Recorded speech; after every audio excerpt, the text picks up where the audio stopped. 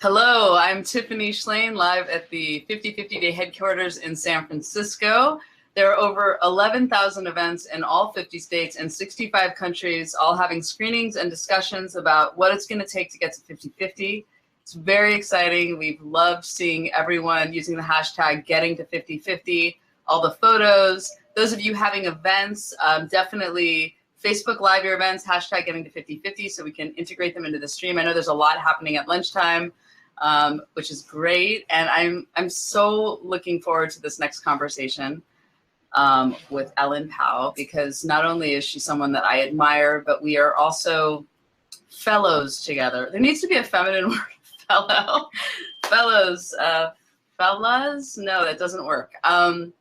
So I am very proud to introduce Ellen Pao, and I'm going to, hi Ellen. Hey, Tiffany, thank you for having me. Of course, I'm going to introduce your bio officially. You're an investment partner at the venture capital firm Kapoor Capital and the Chief Diversity and Inclusion Officer at Kapoor Center for Social Impact. Previously, you served as interim CEO for Reddit, and you are the co-founder of the nonprofit diversity consulting group Project Include. So it is wonderful to have you on here. And we are Henry Crown Fellows of the Aspen Institute together. So we've known each other for a long time and been in deep conversations together. 10 years. This year. Has it been 10 years? I was trying to account. I'm like, when did we start that? Yeah, it was 10 years. I wanted to start with the tweet you've had pinned up on your page for over a year, which I always love when I go to your page, which is a Toni Morrison quote, which is so much what 50/50 Day is about. And I went over to your handle this morning and read it, and I just filled with the same kind of feeling that I have every time I read it. So I'm going to read it. It's, if you are free, you need to free someone else. If you have some power, then your job is to empower somebody else. So talk to me about what that quote means to you.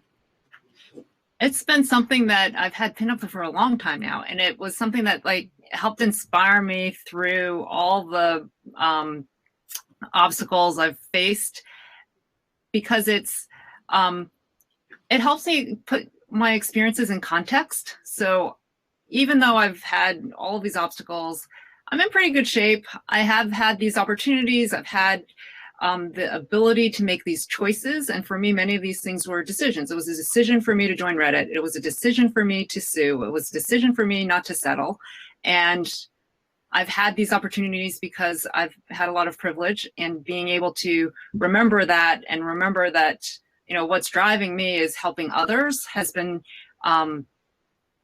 it's been very inspiring for me just to think about what everybody else has been through. And if I can do a little bit to help, that makes me feel better about my own experiences.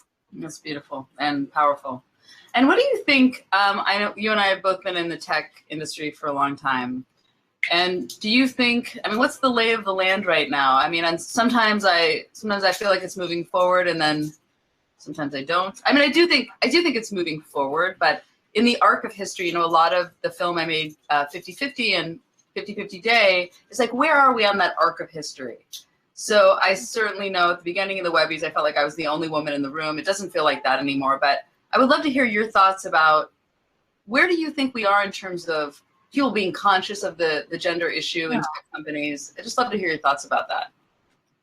It is hard to kind of read exactly what's going on. I think one thing, people are talking about it more, people are more aware of it, people are acknowledging that there is a problem. So it's no longer, well, you just need to work harder, or, well, just find another job. It's really, hey, the industry has a lot of problems. It's not good for women. It's not good for people of color. It's even worse for underrepresented people of color, underrepresented women of color. It's worse for underrepresented women who are LGBTQ. It goes on and on with how bad it treats different groups. And that, I think, is a plus, that people can now say, it's not me. It's a problem with the industry, and I don't have to keep changing myself to try to be better or do it exactly right or respond to all of this conflicting feedback. There actually is a problem that I'm facing. I think the hard part is the problem is still there. We haven't solved it. And, you know, it's going to take a lot of work to try to reset the industry and reset how companies behave and how companies treat their employees. But the conversation started, people are acknowledging it. I do think there's been a change from a culture where people are really excited about products and services and helping people to a culture that's really interested in, where am I going to make money? How do I own the industry so that I can control and have power and be respected as this kind of leader in the mold of some of the folks who have come before me and been successful very quickly, and less about like, how can I change people's lives? Yeah, and you know, it was interesting for 50/50 Day because I have to tell you, I mean, almost every tech company we talked to signed up immediately. And of course, a lot of the times it would be the women at the tech company that would come to us, and our big message back was like, absolutely, we want to have your company involved, and it can't just be women screening this film for women.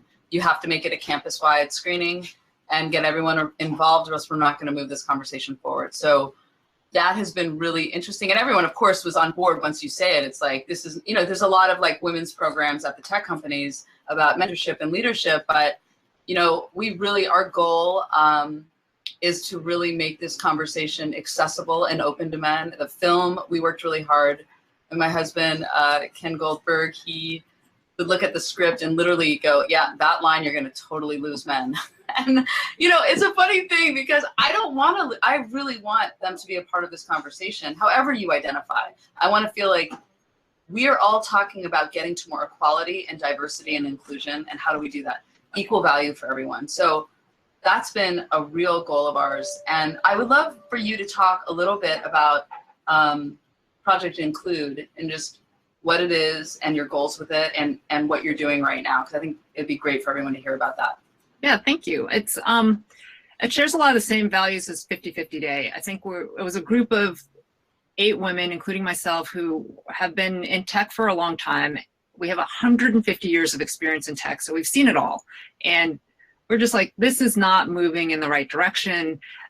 People are doing these short, quick fixes that actually are hurting in some cases. How do we change the conversation towards these long-term solutions that are thorough, that cover more than just women? Because I think if you are looking at just including women, you still have an inclusive and exclusive culture. You're still oriented towards keeping some people out. And until you really make it an open culture where everybody is accepted for who they are, you're not really going to help all of the women in your organization. So very focused on including everyone across all of the different activities. So it's not just about hiring people and hoping they swim and don't sink, but it's really about how do we make sure that they're onboarded correctly, that we give them the same opportunities, that we're paying them fairly, that we're giving them promotions, and that everybody does have this fair chance to succeed.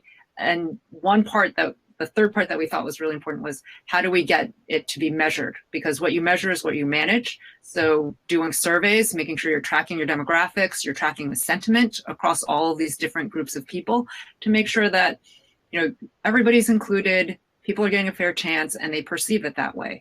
And one of the things that we learned at the Kapoor Center, recently we just launched this Tech Levers study results where like 78% of the people companies have experienced unfair behavior. Women have experienced more unfair behavior, and unfairness was greater in tech companies than non-tech companies. And so this is why people leave. This is why you're not successful. And this is why you can't just bring people in. You have to make sure that they feel welcome to stay. No, so how can, I want to talk to you longer. Oh my goodness. Okay, how can people find out more about Project Include? Like, how do you bring it to your company? If you could just quickly tell us that process so more people can learn about this important work. Sure. projectinclude.org. Go to the website. There's a join button where you can sign up. We just hired our first full-time person. Awesome. So now we will be responding to those requests. Timely. I get it. Super excited. But we will be, we're hitting on our 1-year anniversary, so we'll be talking more about some of the work that we're doing and ways to get involved. And we're getting a little bit more organized now that we've got more staff. So wonderful. yeah. Ellen, it was so great to have you as part of this, and thank you for all the work and leadership that you do. And I'm really happy that we've known each other so long, because that's the one thing I love about getting older is just seeing people through life and how they handle challenges. And I think you really rose up, and I love all this new work you're doing. And yeah, thank you. Thanks so much, Tiffany. And it's so nice to have our work lives now intersect. I know, we just personal. Yeah, absolutely. And something so important. Thank you.